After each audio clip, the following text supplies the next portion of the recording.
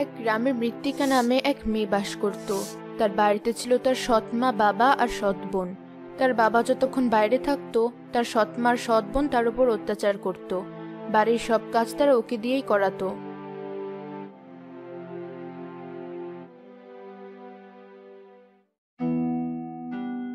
কে রে নবাবের বেটি, ঘর মুছতে কি সারাদিন পার করবি? বাকি কাজগুলো কে করবে শুনি? এই তো মা, আমি করে দিচ্ছি। এমন সময় মৃত্তিকার সৎ বোন জুতা পরে ঘরে প্রবেশ করলো। আরে আরে, করছো কি? আমি মাত্রই ঘরটা মুছেছি, দয়া করে জুতাটা খুলে এসো। তোর এত বড় সাহস, তুই আমায় হুকুম করিস? মা, তুমি দেখেছো ওর কত বড় সাহস? তোর এত বড় সাহস, তুই আমার মেয়েকে হুকুম করিস? আমি তো হুকুম করিনি মা, শুধু বলেছি জুতোটা খুলে আসতে। আবার মুখে মুখে কথা। আন্নাকালী মৃত্তিকাকে মারতে লাগলো। আহ, ছাড়ো মা, আমার যে লাগছে। আর কখনো যদি দেখেছি তুই আমার মেয়ের উপরে হুকুম করেছিস, তো তোকে মেরেই ফেলবো।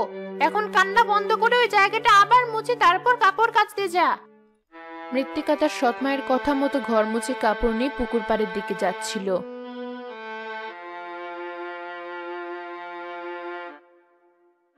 কিন্তু সে মনের ভুলে একটি পরিত্যক্ত পুকুরের সামনে এসে দাঁড়ালো। আরে, অন্যান্য দিন তো পুকুর পাড়ে অনেকে থাকে, আজ এখানে কেউ নেই কেন? ও, আমি তো সেই পরিত্যক্ত পুকুরে চলে এসেছি, কিন্তু এখন আবার ওই পুকুরে যেতে গেলে তো দেরি হয়ে যাবে। তখন মা আবার আমায় মারবে। আমি বরং এখানেই কাপড়গুলো ধুয়ে নিই।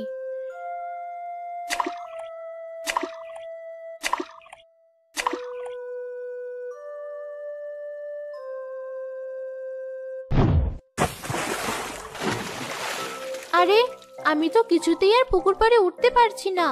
মনে হচ্ছে কেউ আমাকে টেনে নিয়ে যাচ্ছে। আমি কি পুকুরের নিচে তলিয়ে যাচ্ছি? কিছুক্ষণ পরে মৃত্তিকা পুকুরের জলে ডুবে যায়, আর সে ভেসে ওঠে একটি সমুদ্রে। সে সাঁতার কেটে সমুদ্রের মাঝের একটি দ্বীপে উঠে পড়ে।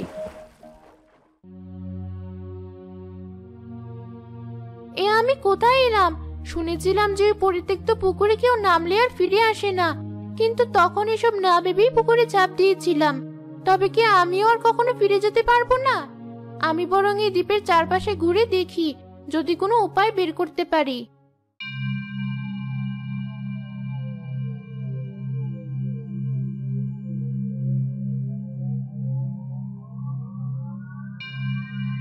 শুনছেন?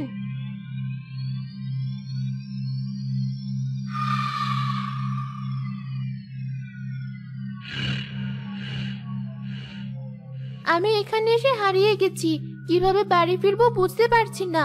আমার খুব জল তেষ্টা পেয়েছে, আমি একটু জল খাওয়াবেন?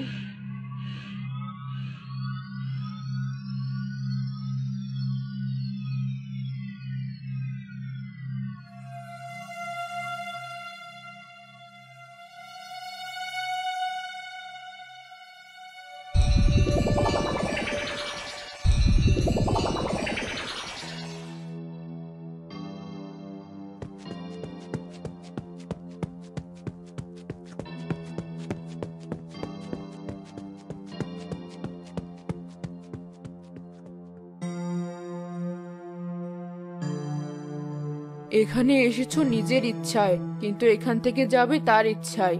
এই নাও জল, হাঁপিয়ে গেছো। আপনি কে? বুঝতে পারছো না? আমরা মানুষ নই। আমরা মানে? পিছনে ঘুরে দেখো।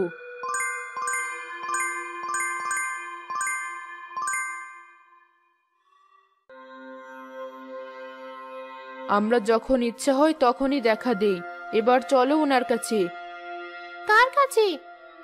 আমরা যার সেবা করি, যার আদেশেই দ্বীপ চলে, তার ডেরায়। আমায় ছেড়ে দিন। না, তোমায় যেতেই হবে, আর না গেলে জঙ্গলের গোলক ধাঁধায় তোমায় আটকে থাকতে হবে। চলো। বেশ, চলুন, দেখি আমার ভাগ্যে কি কি আছে। আপনারা সবাই ভূত? আমরা সবাই পিশাচ পিশাচিনী। তুমি মেয়ে, তাই তোমায় পিশাচ রাজার কাছে নিয়ে যাওয়ার দায়িত্ব আমাদের পিশাচিনীদের।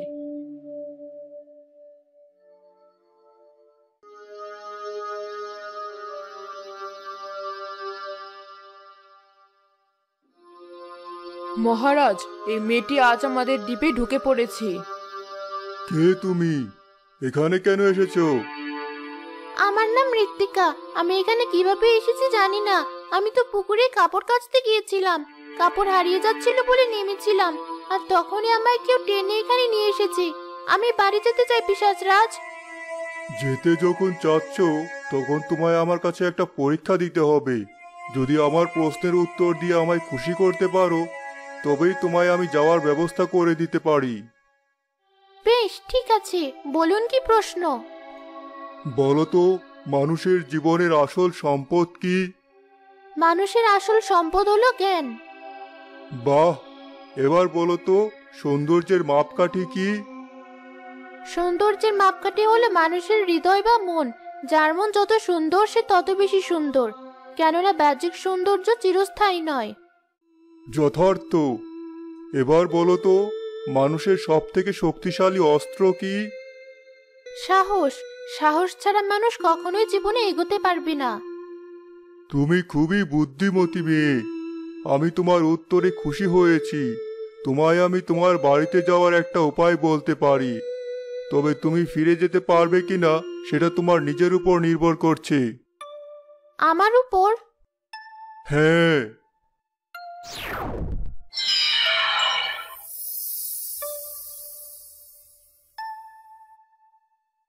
এই হলো এই দ্বীপের সোনার খনি। তোমায় এর ভেতরে যেতে হবে। ভেতরে গেলে দেখবে একটি স্থানে ছোট একটি সোনার বাক্স রাখা আছে, সেটি নিয়ে এসো। আপনি যা বলবেন তাই হবে।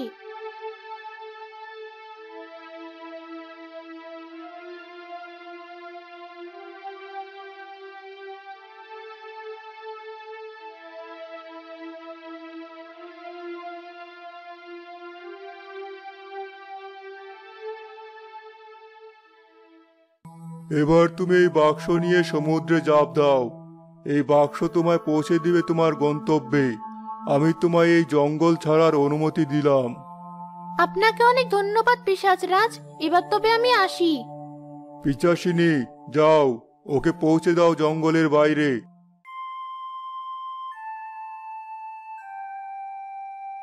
আমি জঙ্গলের বাইরে যেতে পারবো না, অনুমতি নেই। তুমি এবার একাই যাও। আপনাকে অনেক ধন্যবাদ, আমি আসি। মৃত্তিকা সেই বাক্স নিয়ে সমুদ্রে ঝাঁপ দিতেই বাক্স তাকে টেনে ভাসিয়ে নিয়ে গেল সেই পুকুরে। তারপর সে বাক্স নিয়ে বাড়ির পথে যেতে থাকে। গিন্নি, তুমি সত্যি করে বলো, আমার মেয়েকে কোথায় পাঠিয়েছো? আরে, আমি কোথাও পাঠাইনি। তোমার মেয়ে পালিয়ে গেছে কোথাও। না, আমার মেয়ে পালাতে পারে না।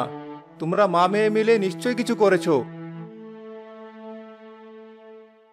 বাবা, আমি এসেছি। মা, এসেছিস তুই? কোথায় গিয়েছিলি? ভিতরে চলো, সব বলছি।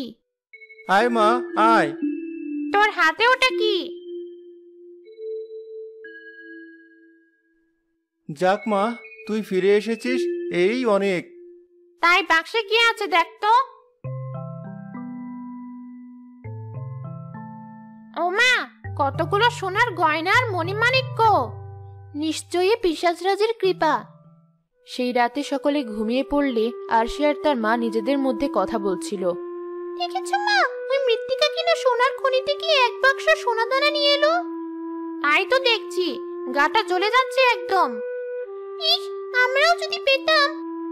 আচ্ছা, আমরাও যদি ওখানে যাই। জায়গাটা তো বিপজ্জনক মা। আরে, ওই নবাবের বেটি তো সবই বললো। পিশাচরাজ কি কি প্রশ্ন করবে তাও তো আমরা জানি। আমরাও পারবো উত্তর দিতে। তবে যাই বলো মা, ওই মেয়ে কিনা সোনার খনি থেকে আর কোনো সোনা দানা আনেনি। এ কি বিশ্বাস করা যায়? আমার তো মনে হয় ওই বাক্স ভর্তি সোনা ওই নিয়ে এসেছে, আমাদের সামনে ঢং করেছে। তাই হবে হয়তো। তাহলে কাল বরং আমরা কাপড় ধুতে যাবো ওই পুকুরে, গিয়ে দেখি কি হয়। ঠিক আছে মা।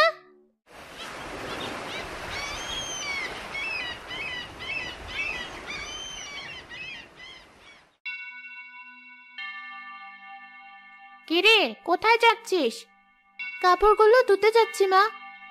আজ তোর কাপড় ধুতে হবে না, আমায় দে। যা তো রান্নাঘরে গিয়ে রান্নার দিকটা দেখ। এই নাও কাপড়।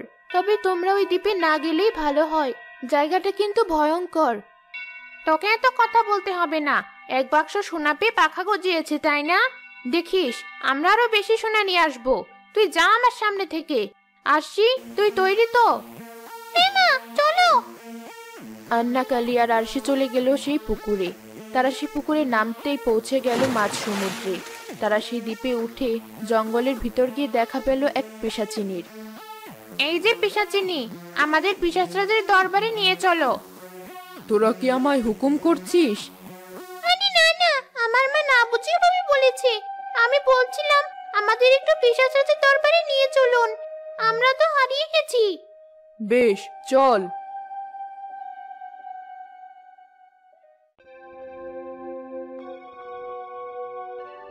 মহারাজ, এরা বলছে এরা হারিয়ে গেছে, তাই এরা আপনাকে খুঁজছিল। এরা নিশ্চয় কারোর থেকে শুনে এখানে এসেছে সোনার খনির লোভে। তা তোমরা কি চাও? পিশাচরাজ, আমাদের যদি একটু বাড়ি ফেরার ব্যবস্থা করে দিতেন ভালো হতো। ব্যবস্থা একটা করতে পারি, তবে আমার কিছু প্রশ্নের উত্তর দাও। আমরা সব প্রশ্নের জন্য তৈরি। বলো তো, মানুষের জীবনের আসল সম্পদ কি? মানুষের আসল সম্পদ হলো জ্ঞান। বাহ, এবার বলো তো, সৌন্দর্যের মাপকাঠি কি? সৌন্দর্যের মাপকাঠি হলো মানুষের হৃদয় বা মন। যার মন যত সুন্দর সে তত বেশি সুন্দর, কেননা বাহ্যিক সৌন্দর্য চিরস্থায়ী নয়। যথার্থ। এবার বলো তো, মানুষের সব থেকে শক্তিশালী অস্ত্র কি? সাহস। সাহস ছাড়া মানুষ কখনোই জীবনে এগোতে পারবে না। বেশ, এবার বলো তো, জীবনের সব থেকে দীর্ঘ সময় কোনটা? এই প্রশ্ন শুনে ওদের মাথায় আকাশ ভেঙে পড়ে। এই প্রশ্নের উত্তর তো জানি না। নিশ্চয়ই কোনো দামি উপহার পাওয়ার আগের সময়টা। তোমাদের উত্তর হয়নি। তবুও যেহেতু 3টি উত্তর পেরেছো, তোমাদের একটা সুযোগ দিচ্ছি। আমি তোমাদের অনুমতি দিচ্ছি, জঙ্গল থেকে বের হওয়ার পর তোমরা বেরিয়ে সমুদ্রে ঝাঁপ দাও। তোমাদের পৌঁছে দেওয়া হবে তোমাদের গন্তব্যে। সোনার বাক্স ছাড়া যদি আমরা হারিয়ে যাই? আচ্ছা, তাহলে তোমাদের সোনার বাক্স চাই। বেশ। পিশাচরাজ আবার সোনার খনির রাস্তা উন্মুক্ত করলো। আন্নাকালি ও আরশি সেখানে ঢুকে অনেক সোনার গয়না ও মোহর সংগ্রহ করলো।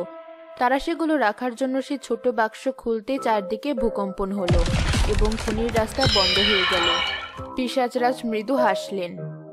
শেষ সুযোগ দিয়েছিলাম এদের, কিন্তু এরা নিজেদের লোভের কারণে নিজেদের বিপদ ডেকে এনেছে। সেই বন্ধ খনিতে খাবার পানি ছাড়া থাকতে থাকতে ওদের মৃত্যু হলো। ওদের দেহ কঙ্কাল হয়ে গেল। ওরা ওদের লোভের শাস্তি পেল। অন্যদিকে মৃত্তিকা সেই সোনাদানা কাজে লাগিয়ে তার বাবার কাজে সহযোগিতা করলো এবং সে তার সৎমা ও বোনের অত্যাচার থেকেও রেহাই পেল।